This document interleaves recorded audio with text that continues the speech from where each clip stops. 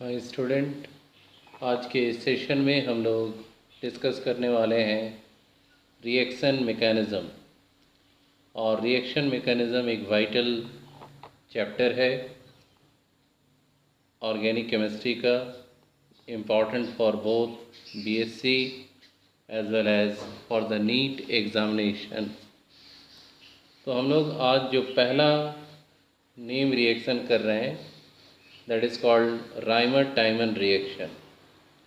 इस रिएक्शन में होता क्या है कि हमें फ़िनॉल लेना है और फ़िनॉल को ट्रीटमेंट करना है क्लोरोफॉर्म के साथ अल्कली के प्रेजेंस में। अल्कली हम यहाँ पर NaOH या KOH ले सकते हैं और फाइनली उसे एसिड हाइड्रोलिसिस कर देना है, जिससे होता क्या है कि फ़िनॉल का रिंग में कोई चेंज नहीं आएगा, सेम रहेगा, लेकिन ऑर्थो पोजीशन पर CHO ग्रुप ऐड होगा और इसके साथ साथ पारा पोजीशन पर भी CHO ग्रुप ऐड होगा। इसे हम लोग कह सकते हैं ऑर्थो हाइड्रॉक्सी बेंजल्डिहाइड। एक और नाम है जिसको हम कहते हैं सैलिसैल्डिहाइड।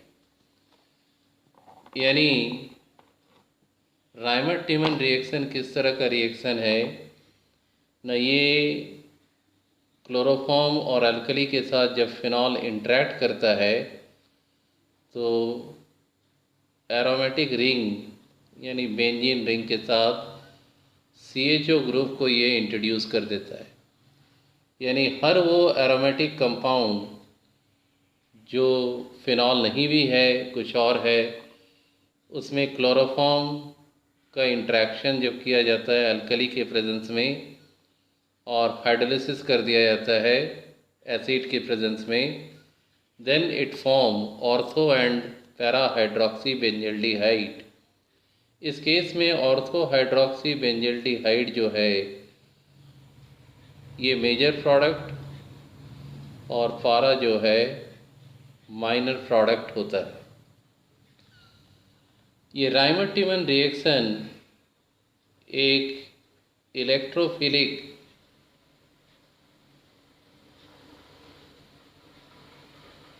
रिएक्शन है,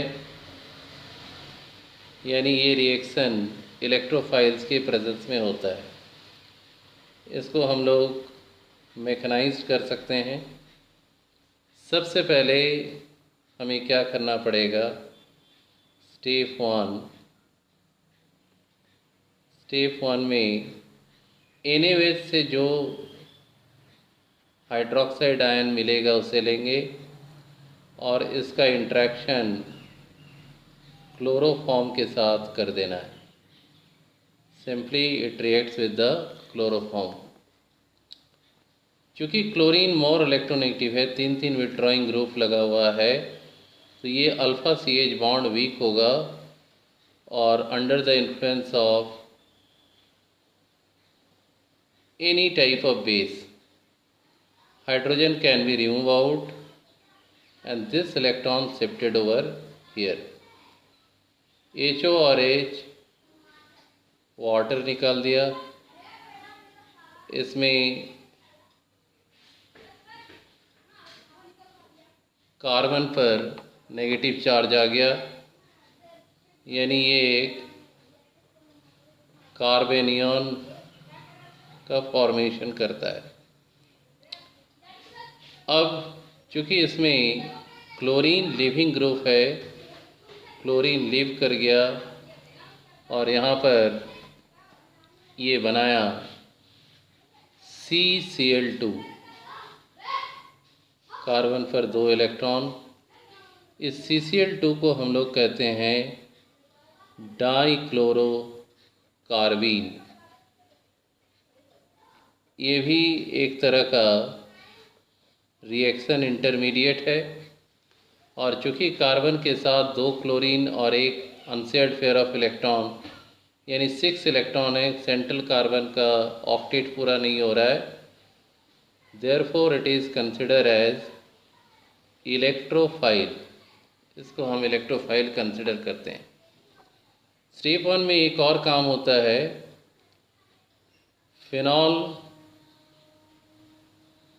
का OH ग्रुप का जो ये हाइड्रोजन है, ये भी बेस के प्रेजेंस में,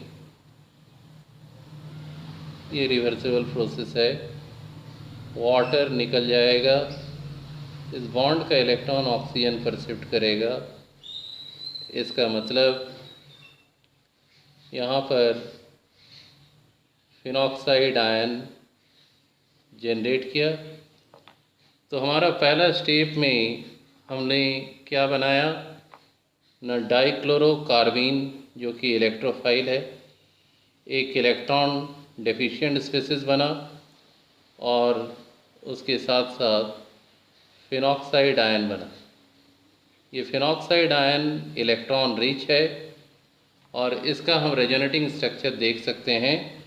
जब रेजोनेंस होगा तो ऑक्सीजन का जो ये नेगेटिव चार्ज है रिंग में ऑर्थो और पारा पोजीशन पर डीलोकलाइज हो जाएगा, जिससे इलेक्ट्रोफाइल इस पोजीशन को अटैक करेगा। अब हम लोग मूव करते हैं स्टेप 2 की तरफ। स्टेप 2 में हमें करना क्या है ना, इलेक्ट्रोफाइल को इंटरैक्ट कराना है फिनॉक्साइड आयन के साथ। तो चले देखते हैं इस स्टेप में किस तरीके से रिएक्शन कैरी होता है। This is our phenoxide ion and this is dichlorocarbene. ये हमारा डाइक्लोरोकार्बीन है, इलेक्ट्रॉन डिफिशिएंट है, तो यहाँ से इलेक्ट्रॉन इसमें शिफ्ट होगा और पाई बॉन्ड का इलेक्ट्रॉन इसमें शिफ्ट हो जाएगा, जिससे इस तरह का स्ट्रक्चर हमें देखने को मिलेगा। ऑक्सीजन पर अब डबल बॉन्ड आ जाएगा, 2 अनशेयर्ड पेयर ऑफ इलेक्ट्रॉन, इस जगह में H पहले से है, और यहाँ पर CCl2 ऐड हो रहा है, कार्बन का 2 इलेक्ट्रॉन नेगेटिव चार्ज यहाँ रह गया। इसके बाद इस स्टेप में जब हम आगे बढ़ेंगे तो हमें क्या करना है, इस बॉन्ड का इलेक्ट्रॉन यहाँ शिफ्ट होगा, ये पाई बॉन्ड का इलेक्ट्रॉन ऑक्सीजन पर शिफ्ट होगा, और जो हाइड्रोजन है उसको ये कार्बन इंटरैक्ट करेगा, जिसके कारण हमारा स्ट्रक्चर फॉर्म हो जाएगा। रिंग जो ब्रेक कर गया था वो क्लोज हो गया, ऑक्सीजन पर फिर से नेगेटिव चार्ज, और इस जगह में हम लिख सकते हैं CH के साथ 2 Cl इंटरैक्ट हुआ। इसके बाद इसमें हमारे पास OH माइनस पहले से है,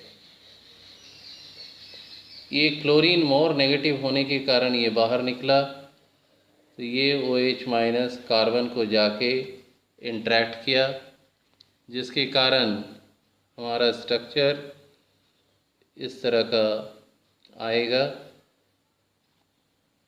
मैं धीरे धीरे कर रहा हूँ so that all of you can understand this particular topic properly। C के साथ H को हमने दिखाया, Cl को भी दिखा दिया, और यहाँ पर OH इस तरीके से हमने लिखा, ऑक्सीजन का लोन पेयर को भी शो कर दिया। अब यहाँ पर आगे स्टेप अगर हम मूव करते हैं तो हम देखेंगे ये एक बार फिर से HO माइनस को लेना है, HO माइनस इस H को लेगा, इस बॉन्ड का इलेक्ट्रॉन यहाँ शिफ्ट होगा और Cl बाहर निकल जाएगा, जिसका मतलब है कि हमारा जो प्रोडक्ट है वो आ गया रिंग क्लोज तो है ही, ऑक्सीजन पर माइनस चार्ज, और इस जगह में आ सकता है CH डबल बॉन्ड O, और हमारा जो बाई प्रोडक्ट है वो आ गया माइनस वाटर और Cl माइनस। अब इसे हमें क्या करना है, हाइड्रोनियम आयन के साथ इंटरेक्ट करा देना है, जिसको हम कहते हैं एसिड हाइड्रोलिसिस, और ये प्रोडक्ट कन्वर्ट हो जाता है वाटर। जब H प्लस के साथ इंटरेक्ट करेगा तभी H3O प्लस आयन बनेगा, और एक हाइड्रोजन ऑक्सीजन माइनस चार्ज ले लिया, ये CHO और यहाँ वाटर बाई प्रोडक्ट के रूप में निकला। This is ortho hydroxy benzaldehyde. This is ortho hydroxy benzaldehyde. इसे सैलिसल्डिहाइड भी कहते हैं। और इसमें स्टेबल होने का कारण क्या है, एक बार फिर से हम यहाँ देखें। ऑर्थो हाइड्रोक्सी बेंजल्डिहाइड में इंट्रामॉलिक्यूलर हाइड्रोजन बॉन्ड होगा, और दूसरा ये रिंग चिलेशन को शो करेगा, जिसके कारण इसका स्टेबिलिटी इंक्रीज़ कर जाएगा, और स्टेबिलिटी इंक्रीज़ करने के कारण ये